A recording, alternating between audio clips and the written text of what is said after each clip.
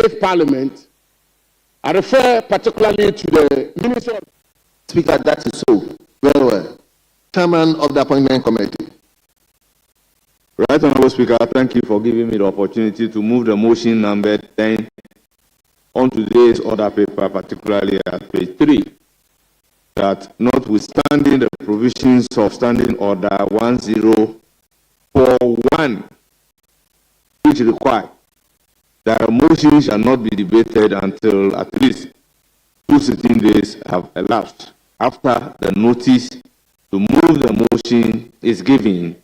The motion for the adoption of the 4th report of the Appointment Committee on His Excellency, the President's nomination for appointment as ministers may be moved today.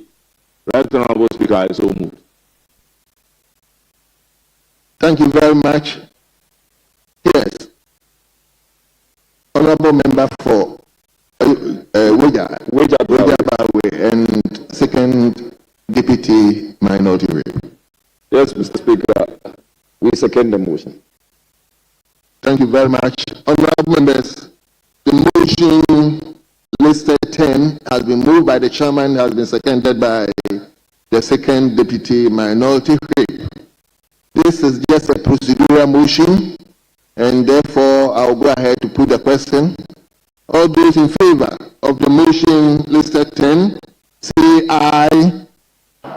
All those against say no. Honorable members, the ayes have it. The motion is adopted. Yes, Chairman, let's take the substantive motion 11. Right, Honorable Speaker.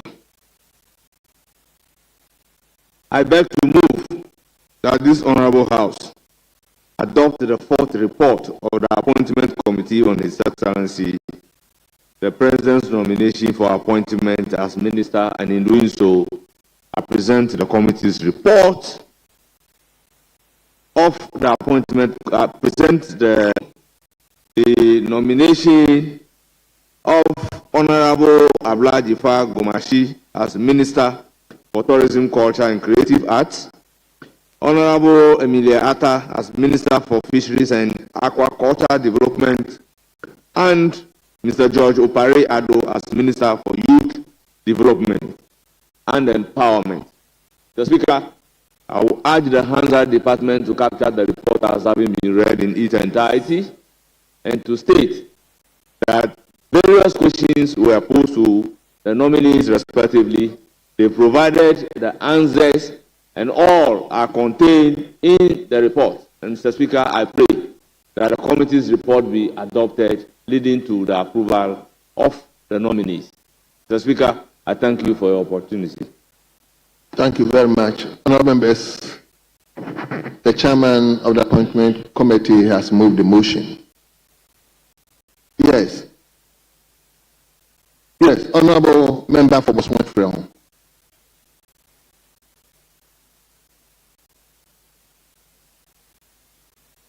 Thank you, Mr. Speaker.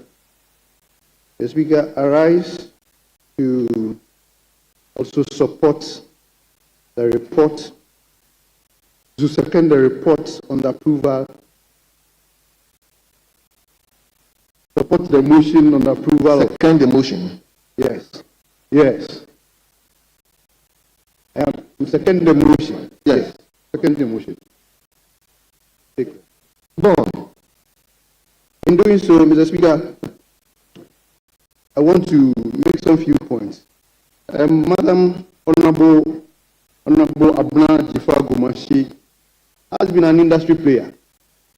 Hence, we are all aware of her prowess and competence in this industry. Mr. Speaker, it is very important that we draw her attention and refresh her mind to some very key important things that were achieved or done by the SY government, which needs to be looked at, repeated, and if possible, enhanced. One of them is the year of return, which obviously saw about millions of foreigners coming into the country, raising about 1.9 million to support the economy of this country. Mr. Speaker, after the year of return, we introduced the Beyond the Return, which was also very important and helped largely the tourism industry of this country. Mr. Speaker, I would urge her that now that she is coming into the ministry, some of these things should be encouraged, improved, and if better, resourced, so that Ghana will be seen as one of the areas, destination, like we have December to remember in Ghana. Ghana will be seen as one of the destinations and areas we look at. Mr. Speaker, the report also at paragraph 4.1 mentioned clearly when responding to questions at the vetting, stating and speaking on the deterioration of states of some tourist sites in Ghana. Mr. Speaker, it is very critical when you look at that report. He mentioned clearly that she's also going to develop major tourist sites in this area, and then also support the MMDCs to rehabilitate, raise, and make sure that tourist sites in the areas of this country, the local assemblies are developed. Mr. Speaker, I want to also draw the attention to some major sites, tourist sites that Ghana need to pay attention to. Mr. Speaker, one of them, to mention a few, is Abdullah Waterfalls, Mr. Speaker, Bakote Waterfalls, the Awam Waterfalls, the Bobiem Waterfalls, the Dane Waterfalls, the Amomos Waterfalls, the Tebri Waterfalls, the Subris Waterfalls. Mr. Speaker, the Tebesu Waterfalls, not to mention, just to mention a few, are all waterfalls in the Bosomifreho constituency. Mr. Speaker, I'll urge the minister, now that she's going to do that, the ministry, to support the local assembly to develop these tourist sites, which I believe strongly would improve the tourist ecosystem in this country and also create jobs for people in this constituency, to be specific. Mr. Speaker, Honorable Emilia Atta, Mr. Speaker, I also congratulate her and also say that she has worked well for the NDC and John Dramani Mahama to nominate her. Mr. Speaker, but there is one thing she needs to look at. Mr. Speaker, that is the 14 landing sites that were started and yet to be completed by this government. Mr. Speaker, it is important that we ask her, we urge her, that going into the ministry, those 14 landing sites must not be abandoned. Mr. Speaker, one of the major issues that bedeviled the SWAT administration close about 2 weeks to elections was, illegal mining and water body mining. The Speaker, as a minister designate to go for fisheries, it is important that when some of these water bodies are destroyed, it affects fisheries. So she should clearly, carefully look at this area and ensure that, the Speaker, the water bodies are safe and the water bodies are conducive for the fishes to live there. The Speaker, there has been controversy on when the fishing time to be closed, or the closing season and the opening season. The Speaker, it's important that stakeholders are engaged to make sure that our fisher folks enjoy the number of times they are supposed to fish, so that we can also have the benefit of having our. The Speaker, the last one, which is the Minister Designate for Youth Development. The Speaker, the NDC promised so much to the youth of this country. The Speaker, I am urging our respected colleague, George Opare, the Speaker, that he promised the NDC youth, he promised the Ghanaian youth, that we are going to eat 3 times or 3 meals a day. Now that he is going into the ministry, the Speaker, that must be assured. The Speaker, he promised that there is going to be a formula, 1-3-3 formula, where 1 job, 3 people, and 3 positions. Mr. Speaker, he promised, and we are looking forward to seeing that. Mr. Speaker, the NDC promised, and they made a huge capital greatly affect the youth of this country. Mr. Speaker, we are urging him, as now the Minister Designate for Youth Development. With these few words, I would also support and commend and congratulate them. Thank you very, very much, Honorable Member for Boston. Honorable members, the motion has been moved and it has been seconded. It is now the property of the House for consideration. So my understanding is that we are taking two from each side. Is that not the pressure of the House? Yes. Speaker, that is so. Very well. So we are taking two from each side, and we will begin from Honorable Mumuni Mohammed Nuruddin.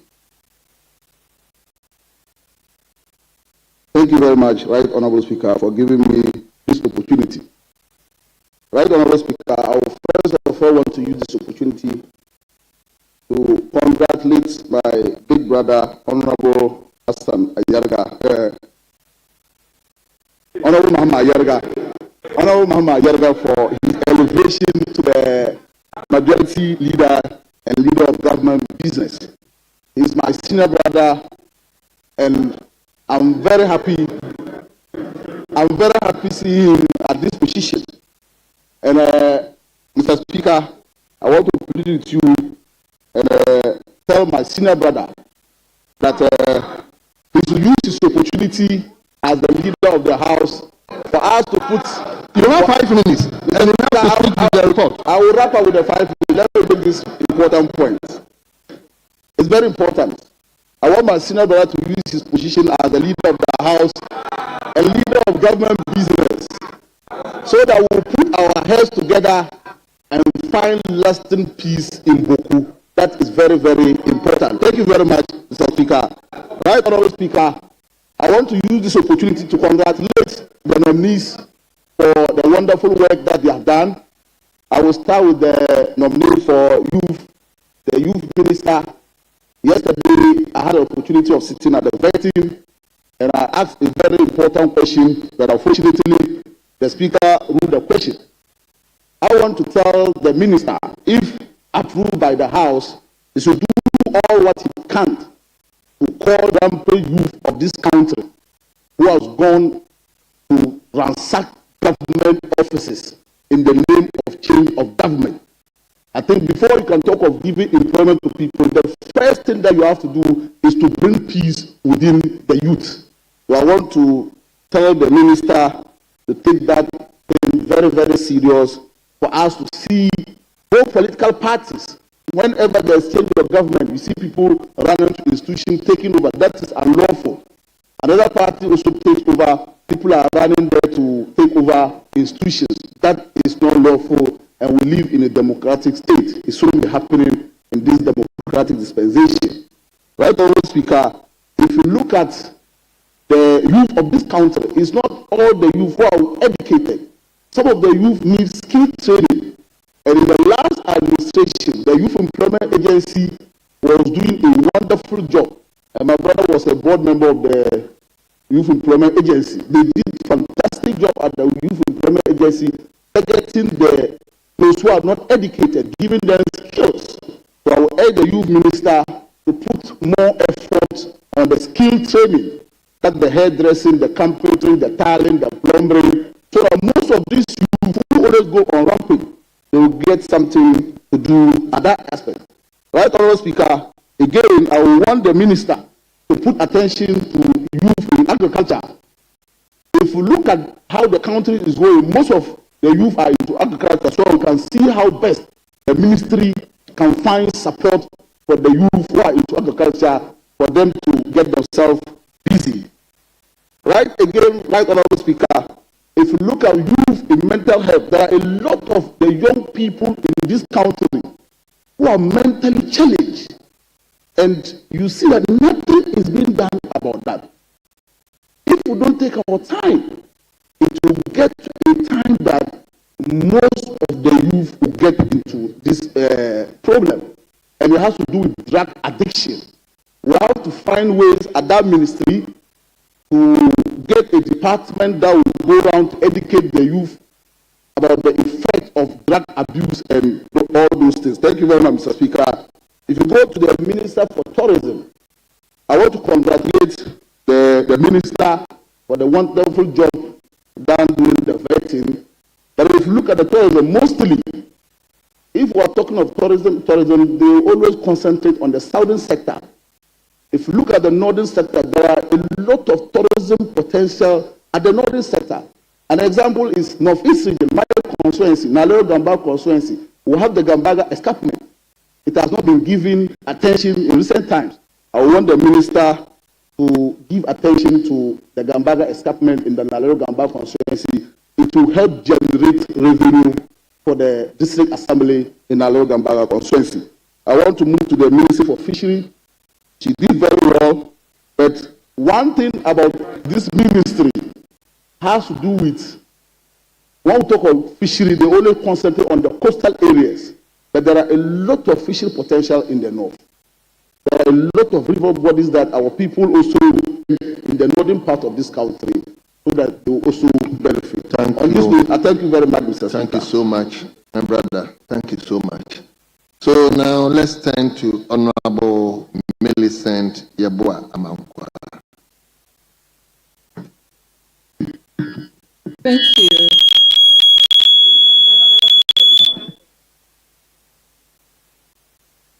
Thank you. Sorry.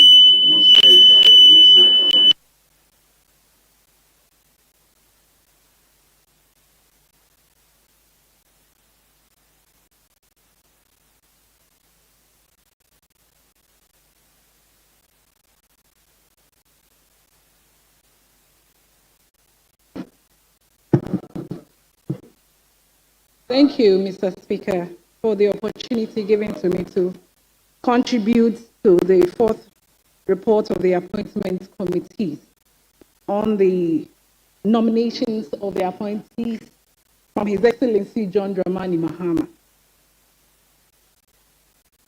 I am overwhelmed with the contribution and decision from His Excellency John Dramani Mahama on his appointees and the nomination of Honorable Jifa Gomoshi, Honorable Emilia Arthur, Mr. George Opari Ado. Honorable Jifa Gomoshi was the former Deputy Minister for Tourism, and I have no doubt about his contribution yet to be experienced at the main ministry. Tourism has been one of the key economic drives for the country, and it's something we have to pay key attention to as members of Parliament. And I was very happy when the question and suggestion was imposed to hear about MPs being able to witness these sites, because MPs represent the country one way or the other in other appointment conferences across the country. And they can equally be a rep, an advocate for tourism. It doesn't mean that it should only be the ministry that we have to look at. And so I was very happy that she answered that she was very happy and she will take that into consideration. When you turn to the page 10 of the report, the development of the tourism, the tourist site, I think my honorable minority member spoke about it, and I was very happy about it.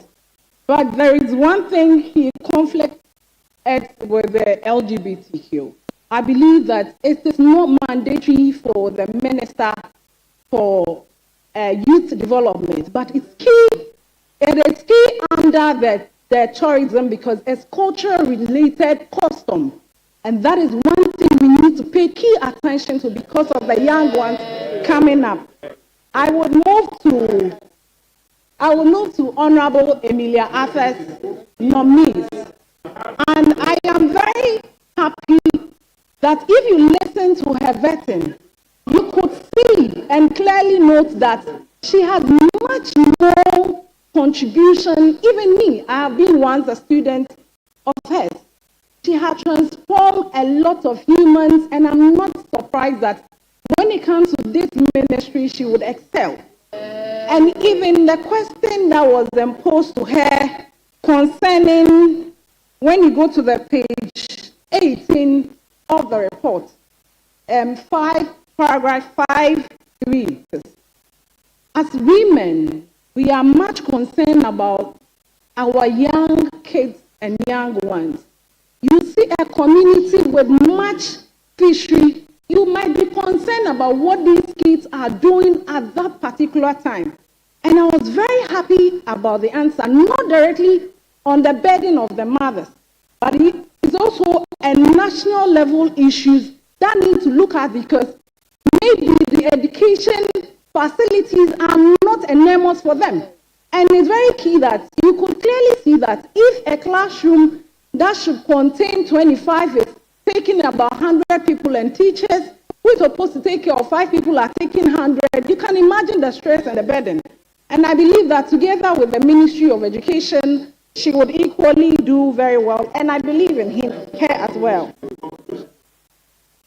As a youth and a woman, I was very happy that the National Democratic Congress Youth Organizer was being appointed as the Minister for Youth Development and Empowerment.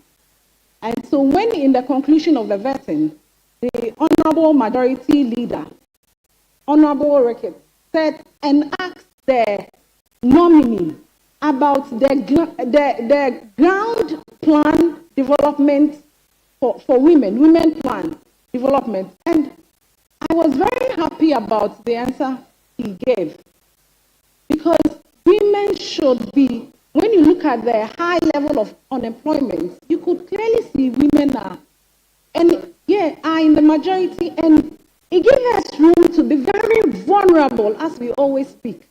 And so I was very happy he equally said that he will work in hand with the Ministry of Women and Gender to make sure they advocate for much consent, and very key in the ICT for women as well. And so all I could say is I wish all these nominees all the very best, and I believe that with God all things are possible. And the resetting agenda, inshallah. Thank you. Let's turn to Honorable Daniel Addo Kenneth. Thank you, Mr. Speaker. Mr. Speaker, I also want to add my voice in congratulating the 3 nominees for the various ministries. Honorable Jifa Gomashi for Minister Designate for Tourism, Culture and Creative Arts. Honorable Emiliata, the Minister Designate for Fisheries and Aquaculture Development. And Giorgio Payado, Minister Designate for Youth Development and Empowerment, who is also a member of my constituency. And so I congratulate them, and particularly also congratulate him. Right Honorable Speaker, Honorable Jifa Gomashi, as we all know, has been an industry player, and we believe her competency in managing the tourism industry. One area, just like my respected colleague indicated, is the expansion of the domestic tourism. We should not be focused only in the southern sector and, most importantly, urban centers. She has toured around. I meet her often at festivals and funerals, and I think that one area we suggest for her to consider is the commercialization of our festivals, the major ones, and some major funerals as well. These are areas that are untapped in the tourism and creative arts industry that I think that we ought to look at. I also want to draw our attention to the Kole Lagoon. We should not, this time, her ministry should not think that it is only the environment and sanitation aspect. We all travel outside and even far away to the Volta Lake to have some cruises. And looking at the position of the Kole Lagoon, it being in the capital, if her ministry takes it up, other relevant ministries, to properly clean it. It would, one, provide a lot of jobs for these young men along the lagoon who would be protecting it and making sure that the pollution of it is prevented. We'll share a lot of ideas with there as to how this can be done.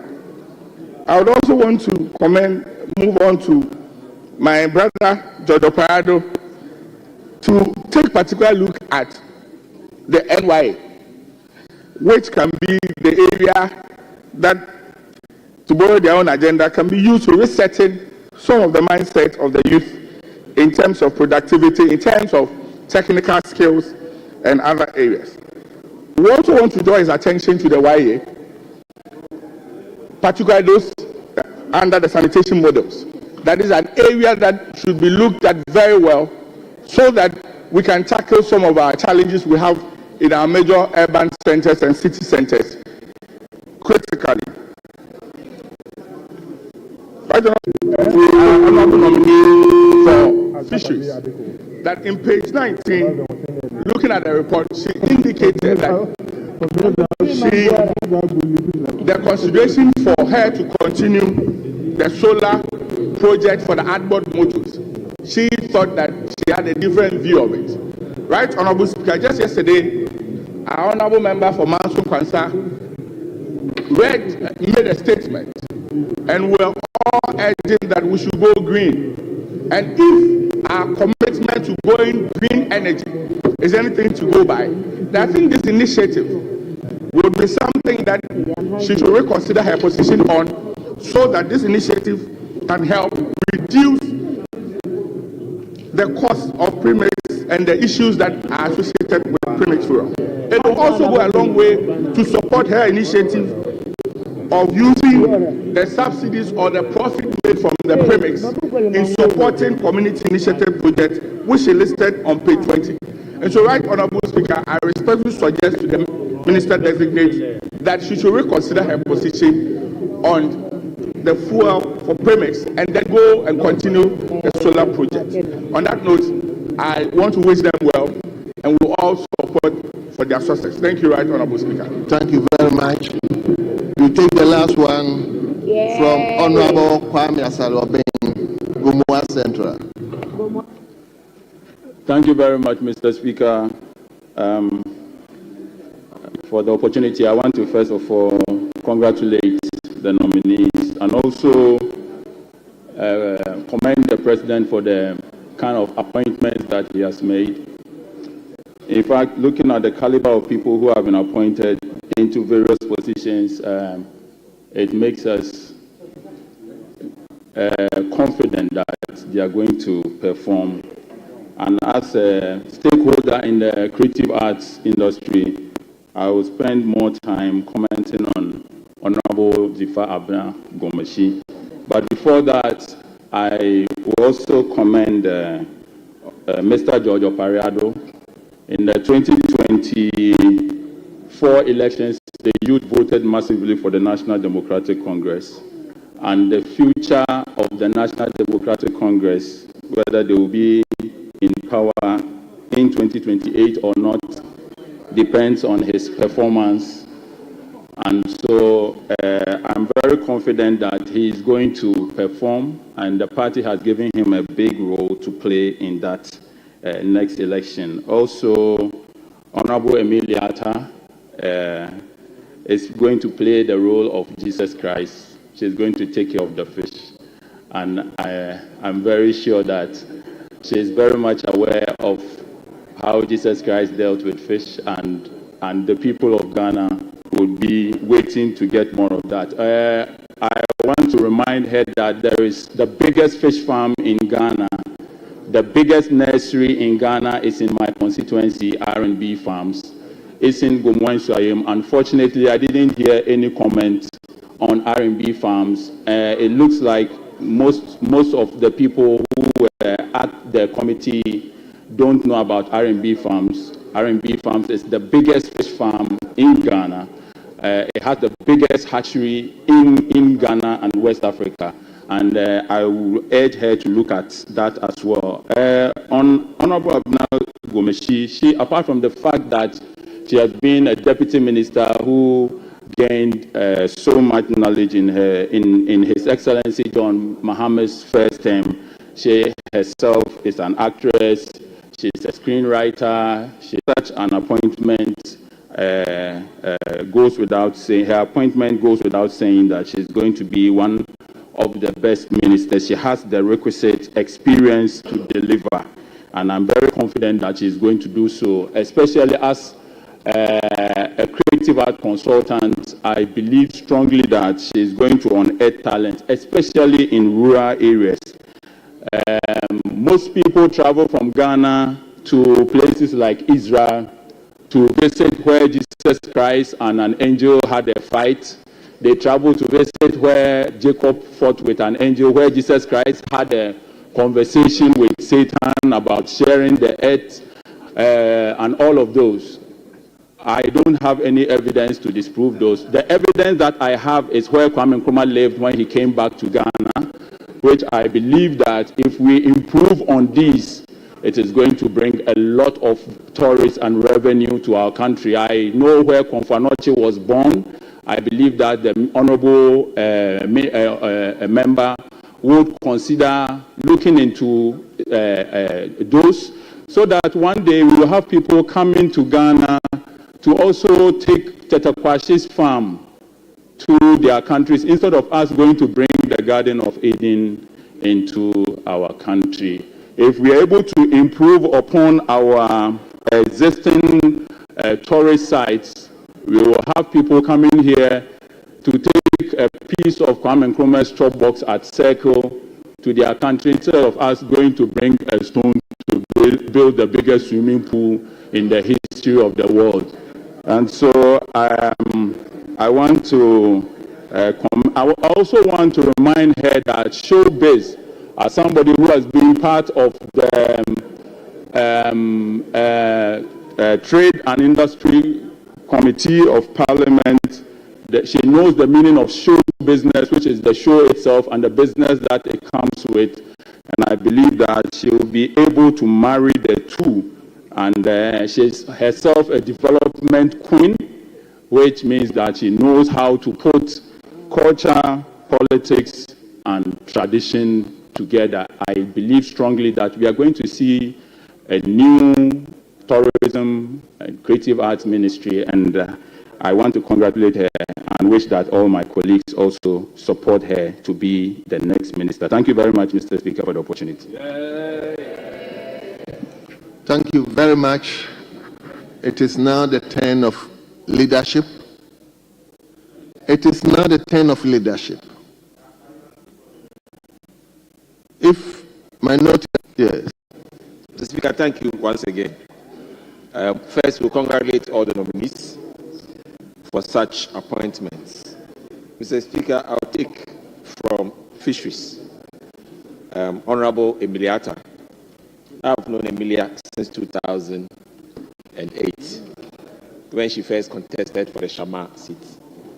Mr. Speaker, there are two issues I believe that she needs to reconsider her decision.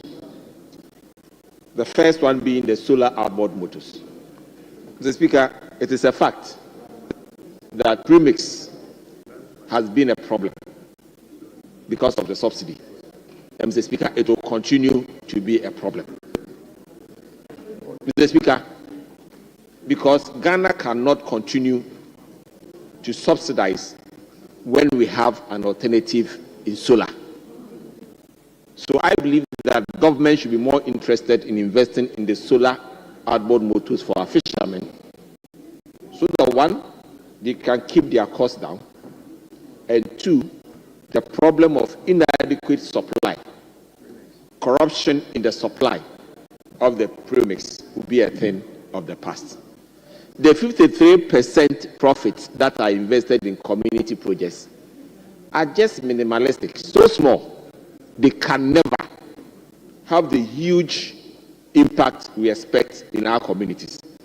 So I believe that as a minister taking up this position, the solar outboard motor is something that you should hold on to and make sure it's implemented in a big way. I know for a fact that the last time I was in Shaman and had announced the solar outboard motor, the fishermen had welcomed it. And she was there to also add a voice to the matter. So I find it very unfortunate that she's feet dragging on this matter, because government and Ghana's money cannot continue to be used in subsidizing it when we have an alternative. If we didn't have an alternative, so be it. Mr. Speaker, secondly, she had made mention of curbing mining in the water bodies, and I support that position. Mr. Speaker, if we take all our rivers, we have the communities along those rivers. And as I can speak on authority, that all the people we have arrested as galamseyers on them, they have always come from those communities.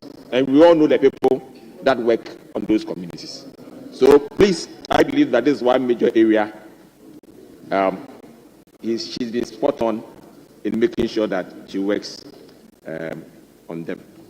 Finally, I would like to also move on to the Minister for Tourism. Everybody knows her worth. Everybody knows her involvement in the ministry. We are no doubt that she can't perform. We know she will be able to perform. But, Mr. Speaker, on the issues of roads leading to tourism sites, I believe that the minister should avert her mind to the District Road Improvement Program. I believe that if he's able to connect well with the local government minister, you should be able to fix a lot of these roads, especially the last mile to these tourist sites as quickly as possible. One other issue has to do with the tourist site itself and a lot of our museums across the country. Mr. Speaker, because funding doesn't come from the center as quickly as possible, a lot of our museums and tourist sites are in very deplorable states. I believe that it is time we decentralize the management of these sites across the country, especially creating special boards for them at the local level. Even if you cannot do it at the district level because they might be too much, if you can do something at the regional level to manage these sites, especially raising funds to maintaining them, and then making sure that they do reinvestment, I believe that it will go a long way to sustain a lot of our tourist sites, because a lot of them are just too deplorable. And I believe that we should be able to have these local boards to raise private financing to invest, because the law already states that when people even invest, they should be able to give something. When the community invests, they should be giving something. And I believe that we've been able to do one with Inzulenzu. When we had major difficulty, we were able to bring the community together. And all those that invested, including Tourist Board itself, were given some shareholding that they are able to draw on it or reinvest in those communities. Last but not least, has to do with Minister responsible for youth development and empowerment. I believe that if you take the new title for the ministry, it's clear-cut, very clear-cut, development and empowerment. And the youth definitely will be looking up to the minister that you raise the necessary resources from the Ministry of Finance and other private agencies to support the youth of this country to be able to. And I believe that, as you said in your NDC manifesto launch, you placed emphasis on technology and digitalization. Already, Minister for Roads has also said the same, and I believe that you carry on with that, especially in the area of technology. Thank you very much, and we congratulate all of you for getting this nomination through. Thank you, Mr. Speaker. Yes, majority leadership. Thank you very much, Mr. Speaker, to contribute to the motion. Mr. Speaker, first of all, I would like to congratulate the nominees, Honorable Ifa Gomashi, who is going to the Ministry of Tourism, and then Honorable Emilia Atta, who is going to Fisheries and Aquaculture Development, and Mr. George Opariado, who will be the First Minister for the newly created Youth Development and Empowerment. Mr. Speaker, I will start from Honorable Opariado. who is going to this youth development ministry. Mr. Speaker, we do know that one of the biggest problems that we face in this country, especially to do with our economy, is basically about youth unemployment. So I think that in the wisdom of His Excellency John Dramani Mahama, to create this new ministry, which is a specific ministry for youth development, is something that we should welcome. And I'm glad that the champion of youth in the NDC party for the last few years as a youth organizer being sent to that ministry is in the right direction. And his answers were quite impressive, that I have no doubt in my mind that he will do quite well in that ministry. When you come to Honorable Emilia Atta, she is someone that I have known for years, and I have worked with her when I was a Central Region Minister, and she was working with Honorable Shirley Aite of blessed memory in the fisheries area, and he has a very deep understanding of the subject matter. And I think her answers, that she gave, to do with all the questions that she was asked, were also quite impressive. And with her, she has a background. And I have no doubt in my mind that my constituency, which is a fishing constituency, will benefit greatly, such as the other fisheries community, when she takes office. And then lastly is Honorable Jifa. I mean, I think I was quite impressed with the idea that we need to develop tourism infrastructure in this country. I mean, when you go to, there are not even enough hotels, not enough restaurants. When people go to places, I mean, when you come to Cape Coast, for instance, when you leave the castle, there is nowhere else to go in terms of even where you are going to, have something to eat. And she addressed all these issues. And most importantly, she's actually been a deputy minister of tourism before. So she understands the issue. And I have no doubt in my mind that when she gets in there, she will adequately address these issues in the policies and implementations that she will have the opportunity to put in place to improve Ghana's tourism, which, if it's well done, could be a revenue earner for this country and help us. And help us. So, Mr. Speaker, I would like to join in asking the House to approve these three nominees so that they can go and start work immediately. Thank you very much. Thank you very much, Honorable Deputy Majority Leader. Honorable members,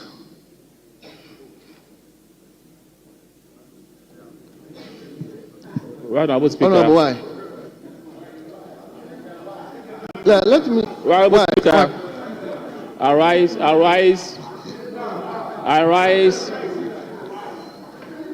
Honorable Speaker, in this House, there are some members who are always punctual. And one of such members is an honorable sister and a friend, a nominee, who is going to the Ministry of Tourism. And because of her eager to come to the House all the time, I come under Article 102 of the Constitution and Order 64 that talks about quorum of the House. I don't want it to be said of her that somebody who always comes to the House and on a day like this, at the approval stage, the House is empty. The House is empty. I'm saying that Honorable Jifa Gumashi is here, and somebody who is always punctual. Camilo. We can't do this to her. Camilo. We can't do this to her.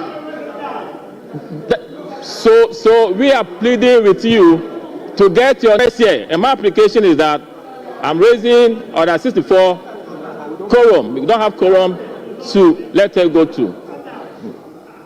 What are your members? Please, Yes. please, there's my application. Let us do her the honors by bringing our members here. I'll come to you. Let me listen to Honorable Susu. Mr. Speaker, right, thank you very much, Right Honorable Speaker, for the opportunity.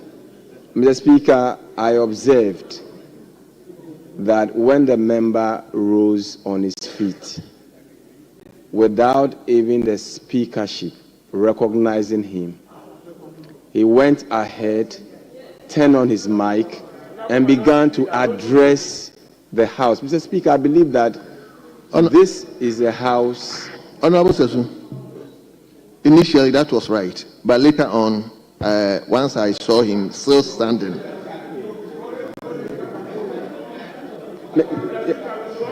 So, Mr. Speaker, I'm just urging the House that we would allow cool heads to prevail in matters like this. Because, Mr. Speaker, otherwise it would almost sound or look like once my colleague says, I want to support government business, you know, on the other side, there's a clawback clause trying to claw back the same goodwill he intends extending. So, Mr. Speaker, I believe that since we have ended the debate, Mr. Speaker, you go ahead and put the question so we move ahead. Mr. Speaker, thank you very much.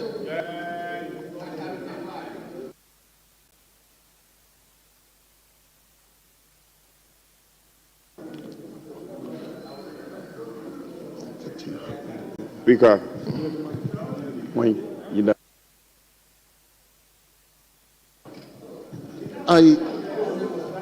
Mr. Speaker, I think you have yielded for me.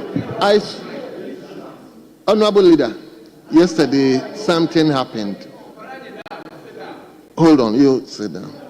Yesterday something happened, and my own brother, my whip, said if he gets up, I shouldn't observe anybody from behind. So that is why I asked him to speak. I don't want what happened yesterday to happen again. So, Honorable Minority Whip, you speak if later on I need to give the... Speaker, we are very minded to support our colleagues, to do business of the House. However, we need to recognize that there are constitutional provisions and the matter raised by the Honorable Kingsley Nyako. It's a constitutional matter. Quorum is a constitutional matter. There's no debate about it. Let nobody digress. And I'm happy I can see my good friend, Honorable Dafemeko, very eager. This is baptism of fire. Whip your members to... A constitutional matter has been raised. At this point, we are at your mercy. Let's go by the route. Let's do the counting. That is and go through the process. Well. So, Honorable Dafemeko, let me also hear you. Speaker, thank you very much. Speaker, I'm not on my feet to litigate this matter. But the invocation of that 64 points to the fact that a member may draw your attention to the inadequacies in terms of the quorum. But one, he didn't do that. He didn't point to any figure. The figure I have is that we are 142. But some, Speaker, I will explain. Some have proceeded because they were summoned by the chair for appointments committee to go and conclude. So once the matter was raised, the attention has been drawn to the fact that they must come back for us to deal with this matter. Then they can go back. That's why the chair himself has also come back. So we have quorum to commence business, which we have done, and we have quorum to take a decision, Mr. Speaker. Well. So I'm pleading with my brothers on the other side. Honorable member for Padaso. Speaker, I'm pleading with them so that we can take the question. I thank you for the opportunity. Honorable Member for Kwadaso.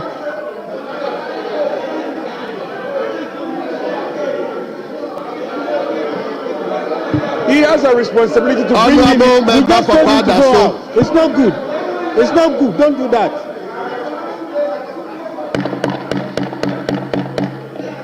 Honorable Member for Kwadaso. Honorable Member for Kwadaso. Honorable Speaker. Please, if you want to invoke the standing orders or the Constitution, do so that we go through the procedure. He didn't do that. He didn't do that. Honorable Speaker, my understanding is that we are not in quorum. So per the procedure, I think we need to get the numbers to be sure, or the bell is rung, so that Mr. Speaker, what is being done, Mr. Speaker, Order 64 and Article 102 of the Constitution. These are the two provisions that are invoked. Order 64(1) and Article 102 of the Constitution. Are you coming under Article 102, Article 104?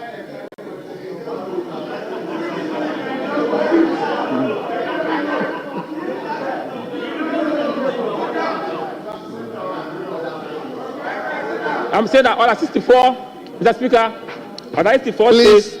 we are, once we are going through this, we are learning. So just allow him, yes. Mr. Speaker, Order 64(1) talks about a quorum of Parliament. Apart from the person presiding, is 1/3 of all members of Parliament. Mr. Speaker, so I come under this order. 64(1).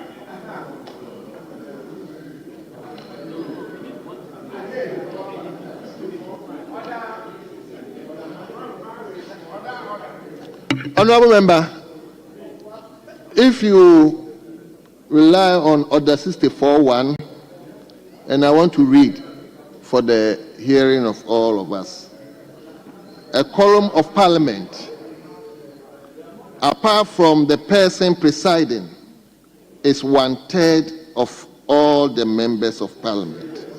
So if that is what you are... Mr. Speaker, I joined that one with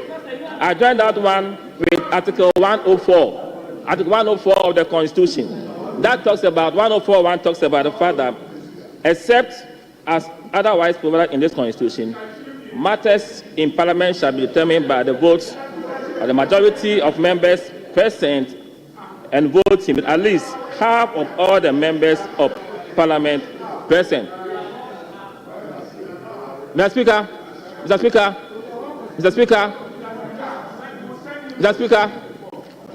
in raising this constitutional matter, it is without prejudice. It is without prejudice. My considered position is that I am the majority, and I premise my position on the fact that we have some dedicated members in this House who are always punctual, and in an occasion...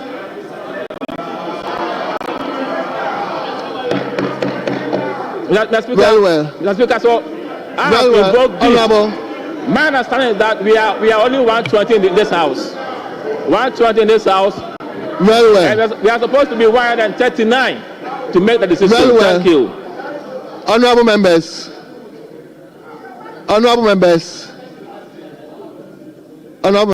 This is a constitutional matter. Once he has invoked Article 104, we will go through the process. So let me quickly ask the clerk at table.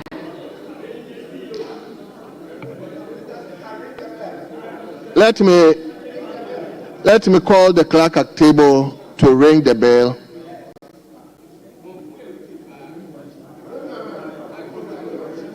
Please, now, honorable Whip, if If the mover wants to abandon it, then I can. If he's not abandoning it, let me go through the process. So please let the bell. Yes. Let the bell be rung.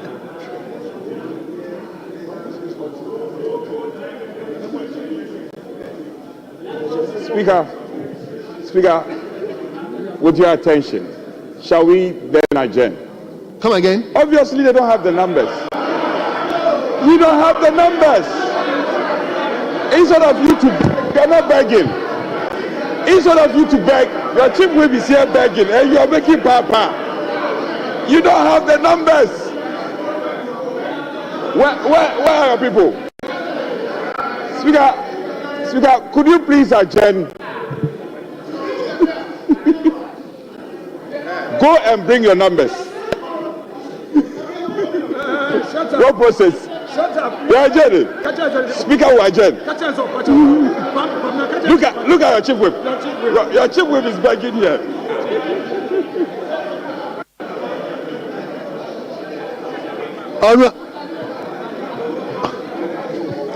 Honorable members,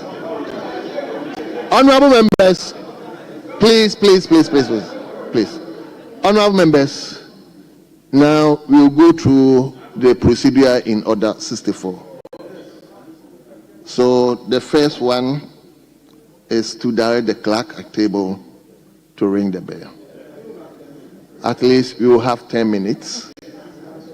Then, if you still don't have the numbers, then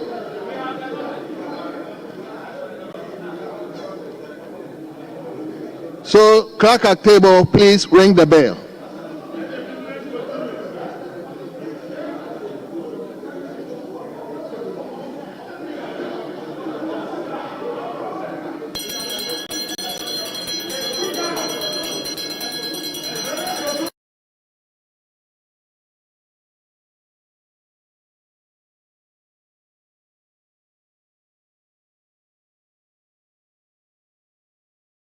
Mr. Speaker.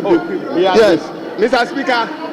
Yes, let me hear you. Thank you very much, Mr. Speaker. Mr. Speaker, I think that the majority should know that we are here to do government business.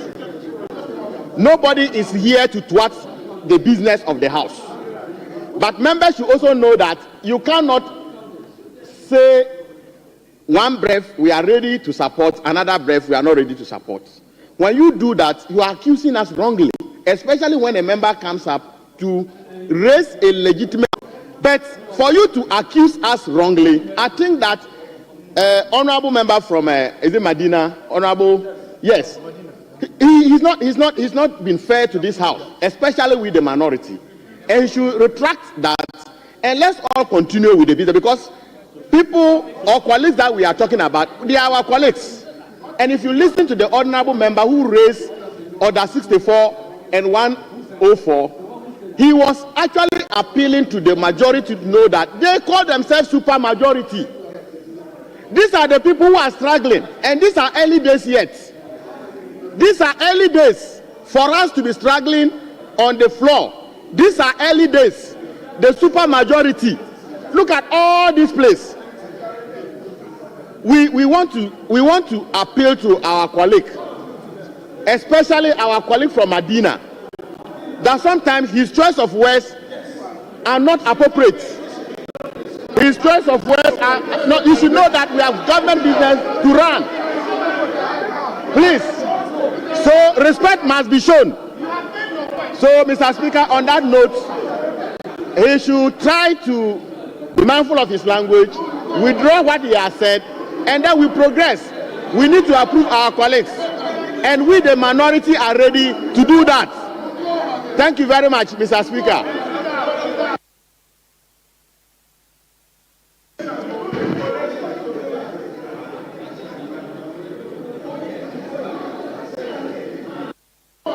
Let me.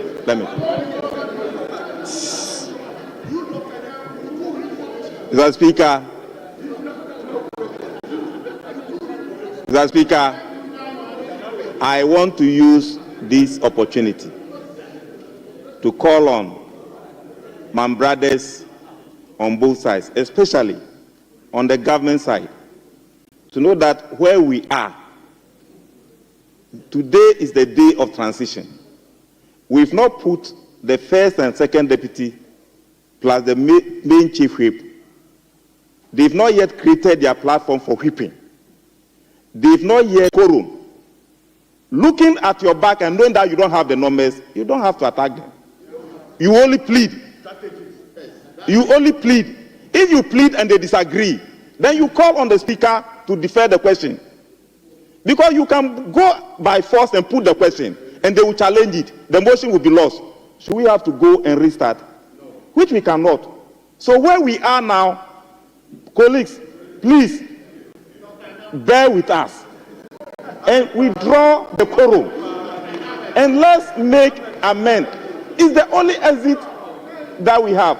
If you want to go through the whole process, leader, you know it won't do us a great deal. Today is just the first day. And Mr. Speaker, to conclude, we have 138. If you ring the bell, members will come. But it will take a long time because Interior Committee is sitting. Appointment Committee is sitting. By convention, we don't sit when critical issues are being debated on the floor.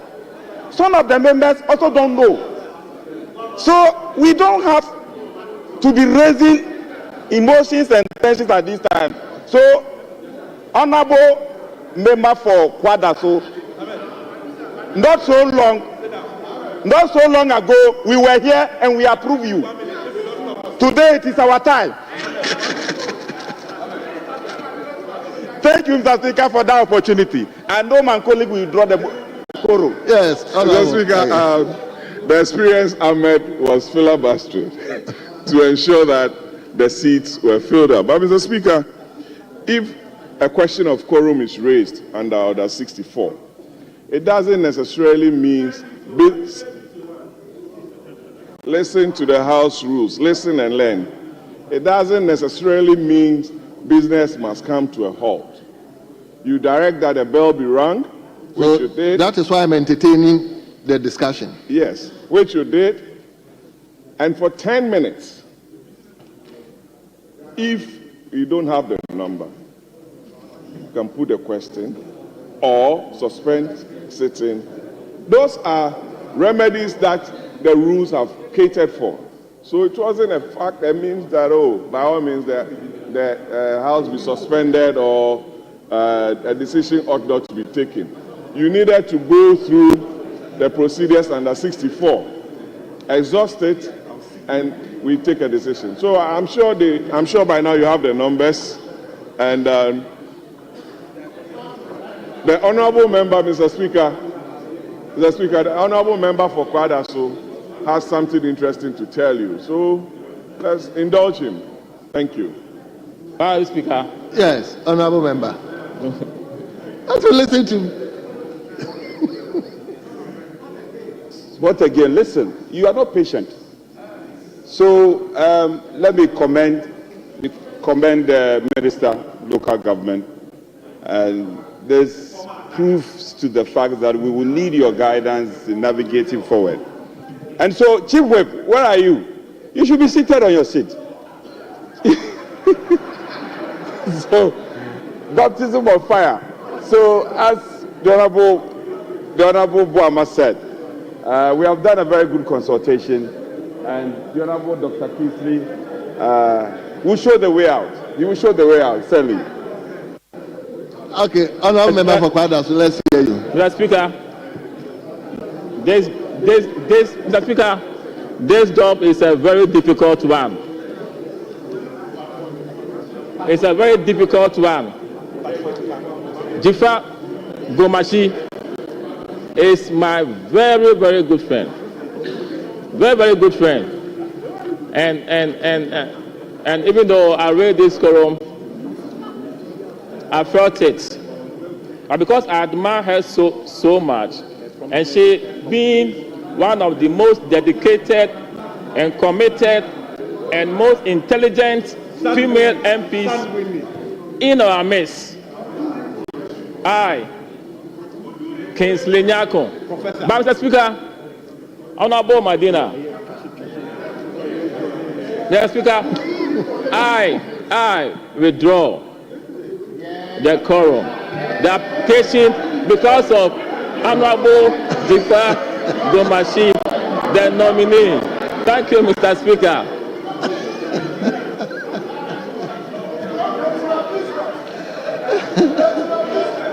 Honorable members,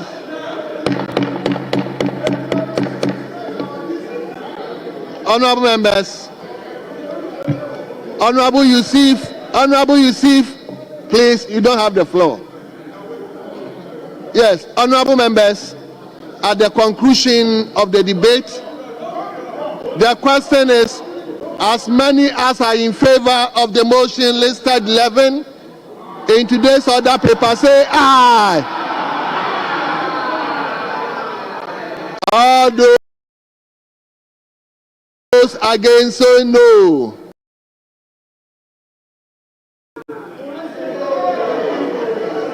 Honorable members, the ayes have it. The motion is adopted. And that this honorable house has approved His Excellency the President nomination of Honorable Abra Jifa Gomashi as Minister Designate for Tourism, Culture and Creative Arts. Honorable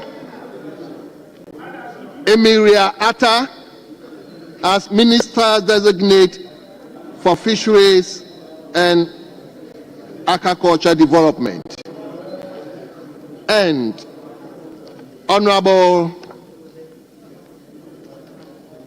George Opare Ado as Minister Designate for Youth Development and Empowerment.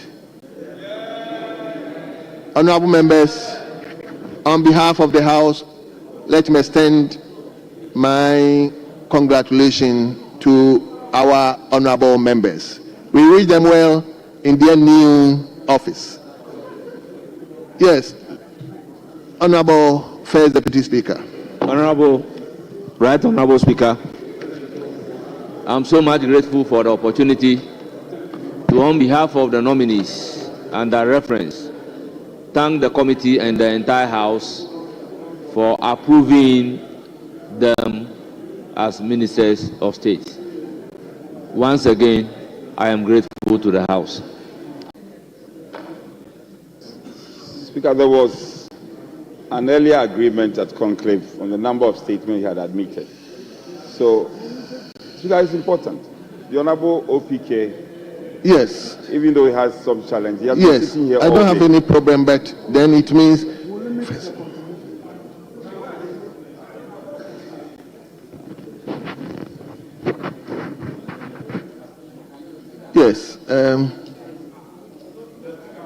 So, Speaker, we should. There are 3 of them. We can do 2 and then continue the rest tomorrow. Starting off with that of yes, the Honorable Davis. I want the First Deputy Speaker to help me so that I'll go and come. Yes. Speaker, shall we start off with the Honorable Davis Opoku?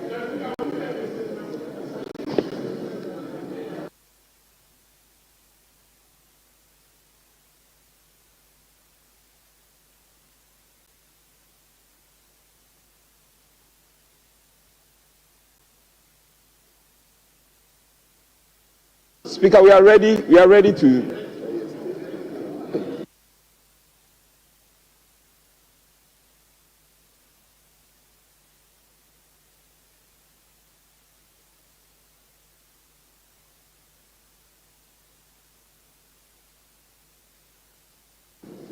Yes, Honorable Davis Opoku, you may start reading. Thank you very much, Mr. Speaker, for this opportunity to make a statement on the high attrition rate in Parliament and the need for reforms in political funding and candidate selection processes. Right Honourable Speaker, I rise to address a matter of significant importance to the stability and advancement of our democracy, the high attrition rate in Parliament. Over the years, numerous capable MPs have lost their seats due to systemic challenges rather than a lack of competence or dedication. Today, I seek to identify the causes of this issue and propose practical reforms to safeguard the integrity of our parliamentary system.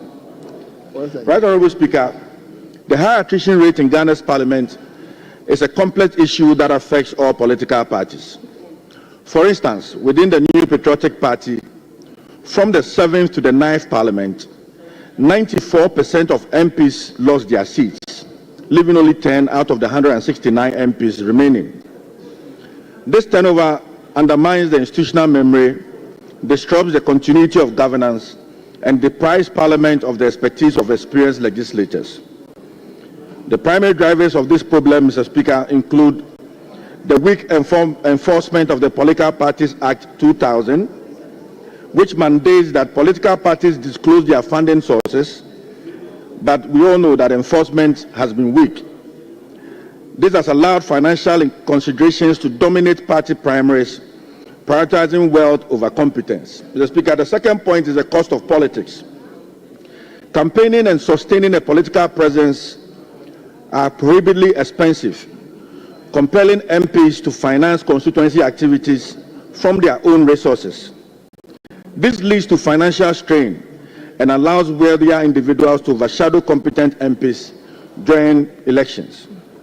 Mr. Speaker, the third point is the contentious candidate selection process. Political party primaries are often divisive and financially driven, undermining the merit-based selection. My fourth point, Mr. Speaker, is the misunderstanding of MPs' role. Many constituents view MPs as local development agents, leading to unrealistic expectations. MPs are often replaced when they fail to meet their expectations, even if their legislative performance is strong. Mr. Speaker, the fifth point is the lack of government reform. The inability to elect MMDCs has shifted development responsibilities for local leaders onto MPs, further distorting public perceptions of their roles. Mr. Speaker, my proposals for reform include: 1. Strengthening enforcement of the Political Parties Act 2000. The Act provides a legal framework for regulating political parties, especially their finances. However, Mr. Speaker, enforcement remains inadequate. To reduce the influence of money in politics, I recommend strict enforcement of financial disclosure requirements. 2. Penalties for non-compliance by imposing sanctions on parties that fail to adhere to financial transparency rules, and regulating political funding. Mr. Speaker, building on Act 574, Ghana should enact a comprehensive political funding legislation to level the playing field. This law should include public funding for political parties, i.e. allocating funding based on electoral performance to reduce dependency on private financiers. We should also campaign spending limits. We should cap campaign expenses to curb excessive spending like we see in the UK. Mr. Speaker, transparency and accountability. Parties must publicly disclose donations, including amounts and donors' identities. Mr. Speaker, one major cause of high attrition rate in Parliament is the divisive and financially driven nature of candidate selection within political parties. Mr. Speaker, Ghana can draw inspirations from introduced through Law 26574 in 2009. Mr. Speaker, the PASO system allows all registered voters, not party members, to participate in party primaries. All parties hold primaries on the same day to ensure fairness and transparency. And candidates must secure a minimum percentage of votes to qualify for the general election. This process is supervised by an independent electoral authority to ensure credibility. When Ghana adopts this PASO system, it's going to promote fairness and reduce the meritocracy that we see in our political system, ensure transparency under the Electoral Commission's oversight, and foster unity within parties by minimizing internal disputes during primaries. Mr. Speaker, the Constitution should be amended to elect MMDCs. This would empower local government leaders to oversee development projects and allow MPs to concentrate on their legislative roles. We need to strengthen the National Commission for Civic Education to inform the public about the roles of MPs. Sufficient funding should be allocated for campaigns to clarify the difference between legislative duties and development responsibilities. Mr. Speaker, my sixth point is that I propose reviving Parliament's earlier plan to construct dedicated constituency offices nationwide to strengthen the connection between MPs and their constituents. These offices will provide a permanent platform for MPs to effectively engage with their constituents, address concerns, and communicate their achievements. While pursuing the goal of constructing constituency offices, I suggest the two interim measures. Assemblies, MMDAs, could offer MPs office spaces within the administrative facilities to serve as constituency offices. Parliament perhaps could consider leasing office spaces in constituencies for MPs, ensuring accessibility and continuity in representation. Parliament should support both approaches by providing logistical assistance, including basic furnishing and professional staff, to maximize the effectiveness of these offices. Mr. Speaker, I conclude by calling on this House to prioritize these reforms to secure the future of Ghana's democracy and ensure that Parliament remains a bastion of competent and experienced leadership. Thank you very much, Right Honourable Speaker, for the opportunity. Honourable members, I will just invite two comments from each side. Yes. Honourable 1, 2. Yes. Honourable Fred. Thank you, Mr. Speaker, for the opportunity to contribute to this laudable statement. Mr. Speaker, it is a truism that we are faced with this challenge of rapid turnover of MPs in this House, making it a bad precedent not to have very experienced hands to lay hands on. Mr. Speaker, I will restrict myself to some of the causes that he has not mentioned. What brings about these things? Mr. Speaker, one of the problems bringing about this is government appointees of both parties who are never MPs but are given very juicy appointments tend to accumulate funds and undo MPs who are doing the work on the floor of Parliament. Both political parties are guilty of this offense. You will be distributing, you will go to your constituency, attend programs, let the party be popular on the ground. Then somebody is just given an appointment, restrict him or herself in a particular office, accumulate money, and the next issue is, let me target this constituency to undo the person during primaries. Sincerely, if both political parties do not deal with this issue, it will continue to happen, and we will have one-term MPs existing in this House. Then, in the long run, the country stands to suffer the most, because we will bring square pegs in round holes in this House, and the nation will lose finally. Thank you, Mr. Speaker, and thank you, my brother, for bringing up this issue.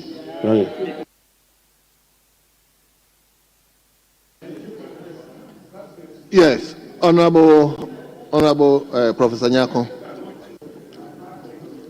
Well, Honourable Speaker, I'm privileged to get this opportunity to add my voice to the statement ably made by Honourable Davis Asan Opoku, MP in Paeso constituency, on the topic, the high attrition rate in Parliament and the need for reforms in political funding and candidate selection processes. Mr. Speaker, this is a very, very important topic. It's a topic that I think that we need to take a very critical look at. the causes that he has identified and the proposals for dealing with them, the Speaker, are in the right direction. Suffice me to say, and I want to add an aspect of a cause that probably it didn't clutter his mind.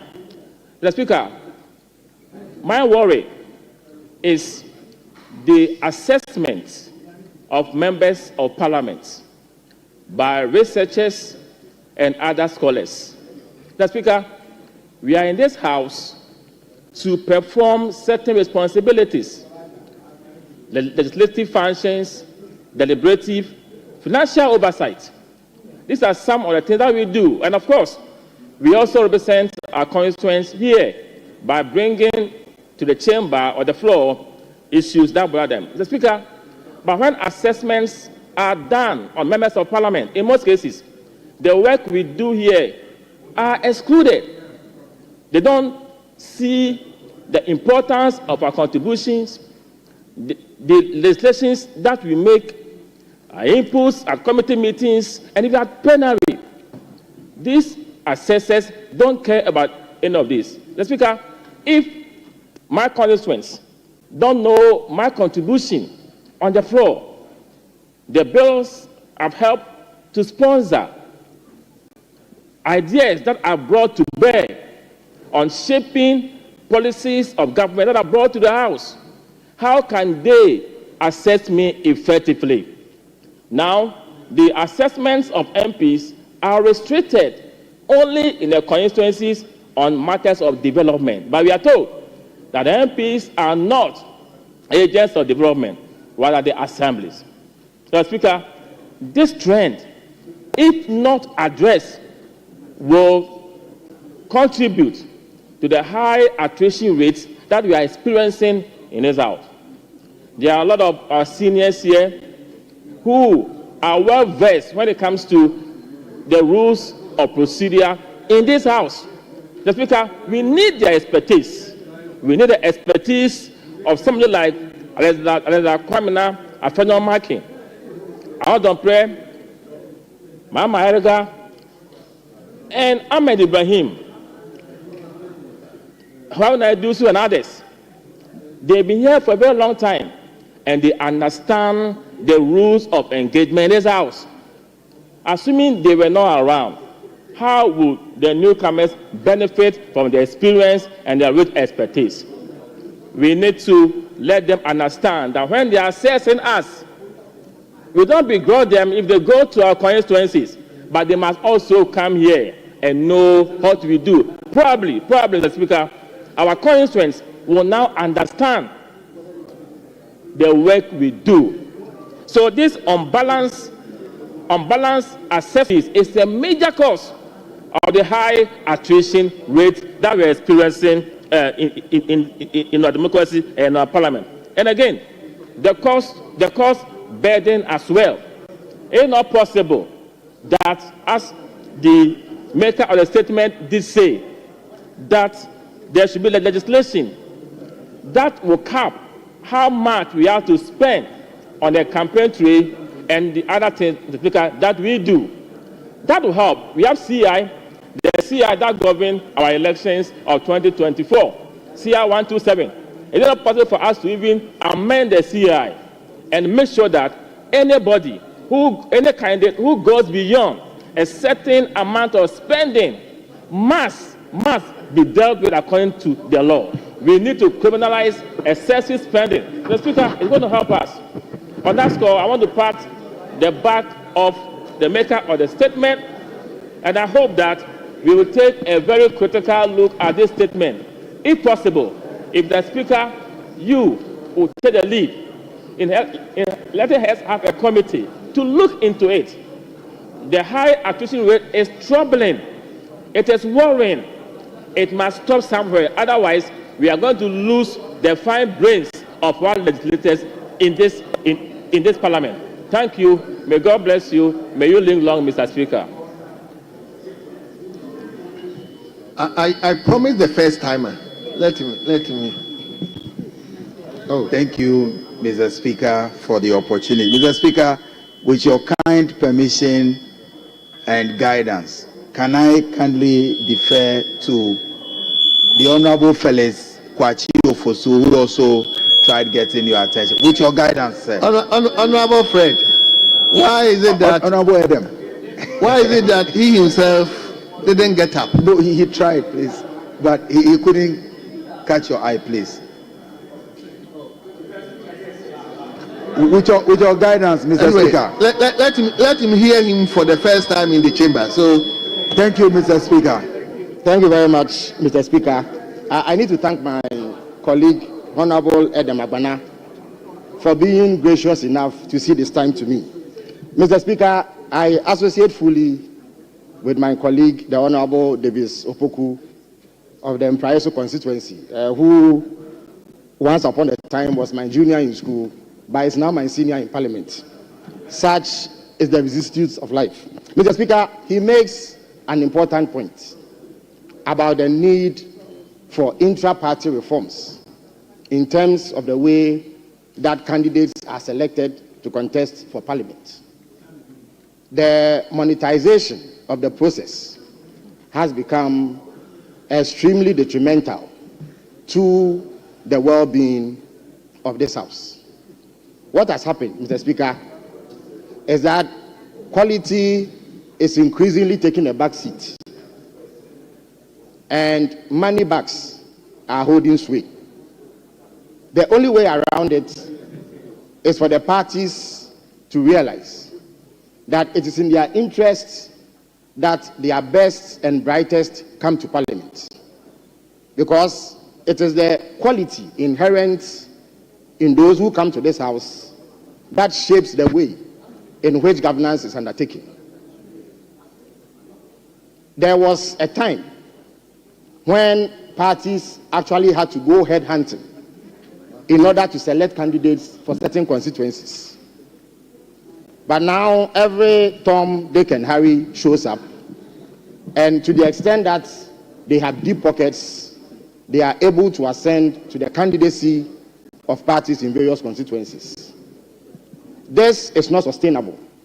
The amounts of money that one needs to spend in order to win party primaries often even affects one's ability to prosecute a meaningful campaign in the general elections.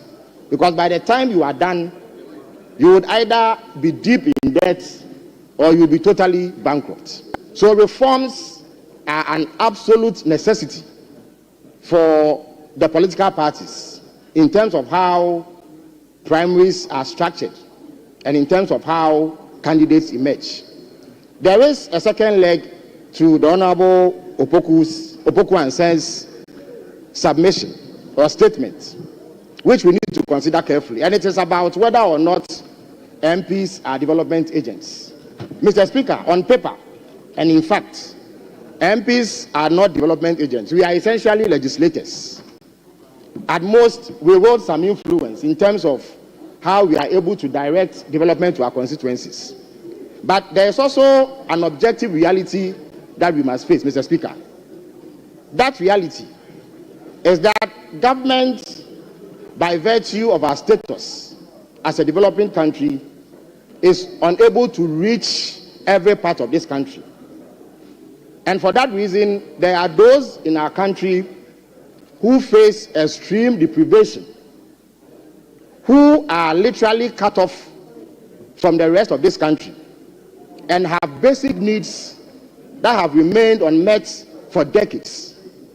If someone does not step into that breach to meet some of those needs, there will be immense suffering. That is why, Mr. Speaker, the decision to contest to come to Parliament must be one that is made after sober reflection and candid introspection to determine whether you have what it takes to do what this job requires. Even though we are not development agents on paper, we are forced to become development agents because of the reality of our people. I'm sure if you went around and spoke to each one of us, and you would know, Mr. Speaker, because you have been in this house for quite some time, that the sort of demands that are made on you drain you. But if you do not meet those demands, those who come to make them will languish in suffering. So a certain level of resourcefulness is required of all those who want to come to this house. One does not need to be wealthy.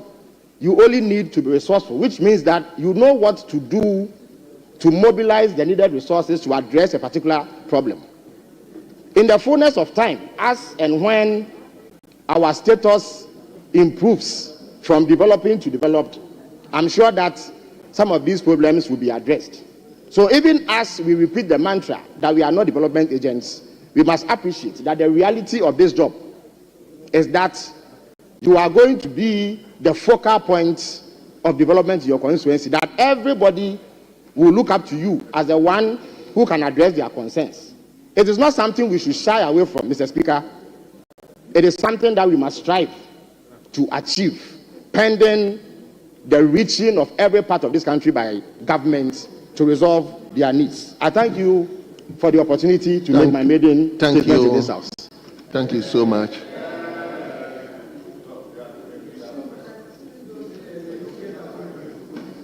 Say two, but nobody's here. So then let me give it to, yes, Honorable Isaac Boama. Thank you very much, Mr. Speaker, for the opportunity to brief comment on the statement made by the Member of Parliament for Impraeso, Honorable Davis Ansa Opoku. Mr. Speaker, this particular topic is very, very essential for Ghana's democratic development, in the sense that parliamentary representation is one of the key aspects of our democratic governance, for which, if we're not careful to build the capacity of Parliament, at the end of the day, our expectations of holding government accountable will be very much affected. The maker of the statement made references to some of the deep causes of this attrition in our Parliament of Ghana. When you take the records, as he indicated, members on the majority side have been the most affected. The minority side currently have been most affected. He gave the statistics of up to almost 90% attrition rate. But when you take the 9th Parliament, as we speak, about 115 members have joined this new Parliament, which represents close to about 45% of the total number of members of Parliament. It is important, of course, that you have people coming in to Parliament to also bring fresh ideas and new expertise to support the cause of Parliament. But the difficulty for us as a House is how to ensure that those who are contributing significantly to the development of parliamentary cause on both sides, whether majority or minority, are adequately protected. This protection is a burden that political parties have to scrutinize, because as political parties, there should be mechanisms through which we're going to use to ensure that those who support the cause of parliamentary duties on behalf of the party, because members of Parliament mostly come from political parties, and so they have ensured that quality is maintained for parliamentary business, should not only be a concern for the general public, but as well the political parties that support and bring the members of Parliament to the House. Mr. Speaker, my recommendation to political parties, and I think the Honourable Member for Kwadas raised it, is about assessment of members of Parliament.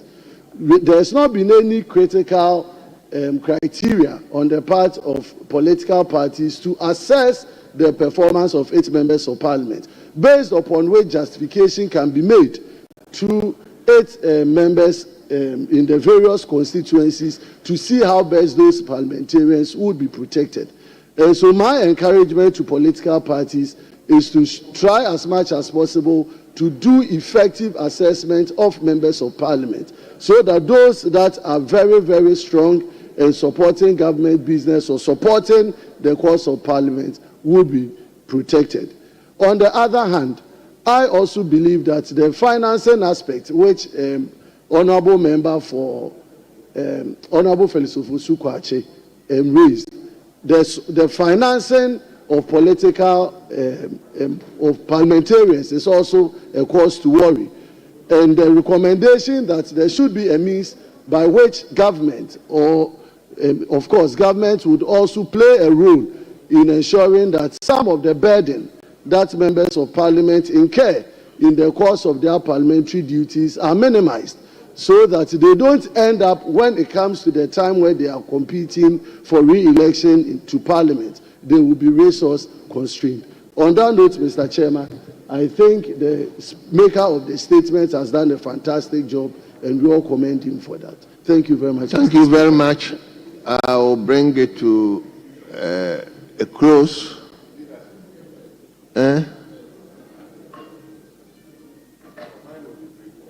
You want to say something? Leadership? I just want to plead that we take maybe one more, and then one from each side, just one on each side, one apiece, and then we can draw the curtain. No, you speak. So I will not speak. You will not speak. Thank you. So I will not speak. So I'm just suggesting to you that for us to draw the curtains, we should take one from the other side. Okay, then let me take it from Ramadan. Side, then we can close. He has been up for.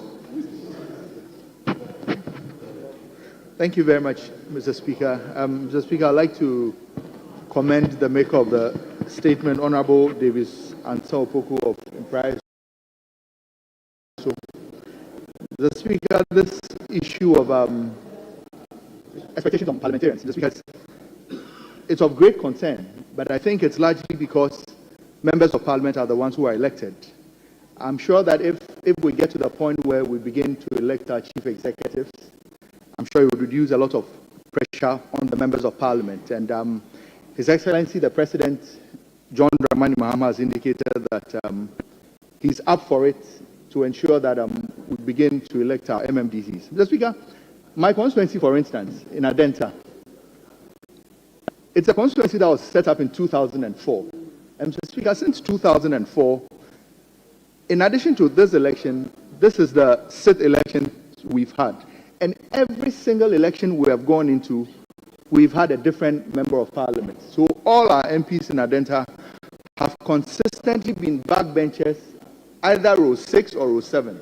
This is the first time the good people of Adenta have decided to retain their member of parliament, and they have their member of parliament moving from either row 6 or 7 in the back and be in the middle. It clearly shows that Adenta is recognizing the fact that it is important we maintain a certain level of consistency. And Mr. Speaker, internally, the other challenge we have indicated, you have political appointees who would not nurture a constituency, but by virtue of positioning themselves properly around the cake of power, they would come in during primaries with a fat purse and come and destabilize members of parliament. I'd like to commend the MPP for doing something during the last election. MPP had indicated that if you're a chief executive and you wanted to contest your member of parliament, or in a constituency where you have a certain member of parliament, you needed to resign 3 clear years before the primaries. And then they also said that if you executive, maybe a chairman or a secretary, and you intended to contest your sitting member of parliament, you needed to resign 2 clear years. Mr. Speaker, I would wish that my party would follow queue and even go further, a step further, in also adding not only MMDCs or... I think this particular topic will be revisited. So, on that note, we'll bring the statement to a close, and we'd like to thank all of you for your cooperation. I believe you are in my hands, so I'll go ahead to adjourn the House to tomorrow. Leadership, when are we starting tomorrow's session? Is it 10 or 12?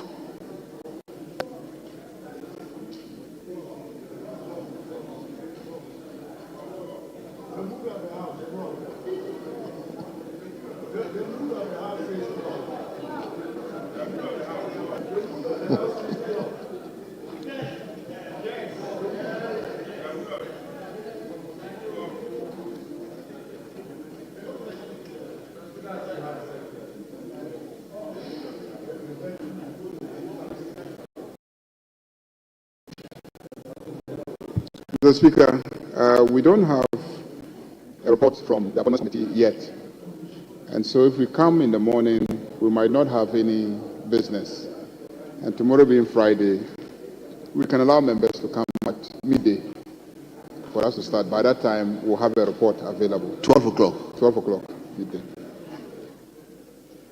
Yeah, I will gladly second the application made by the respected leader of the House. It's safe to say that, Speaker, today at the business committee meeting, unfortunately, leader wasn't there because he had not taken the mantle yet.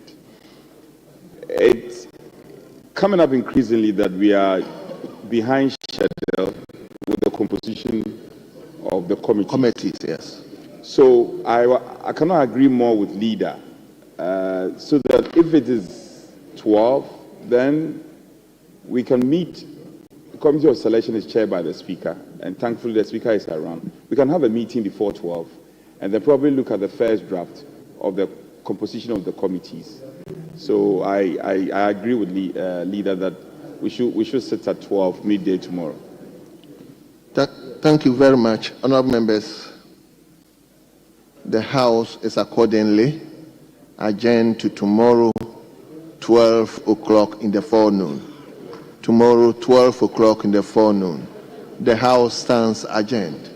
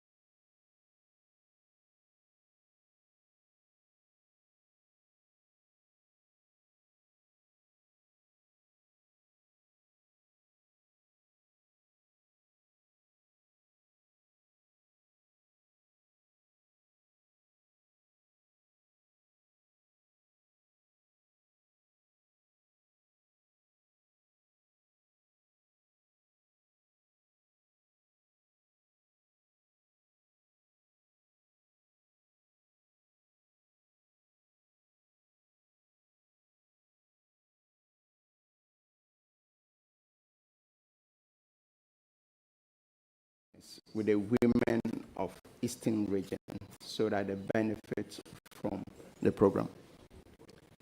Thank you, Mr. Chairman. Women empowerment form a crucial part of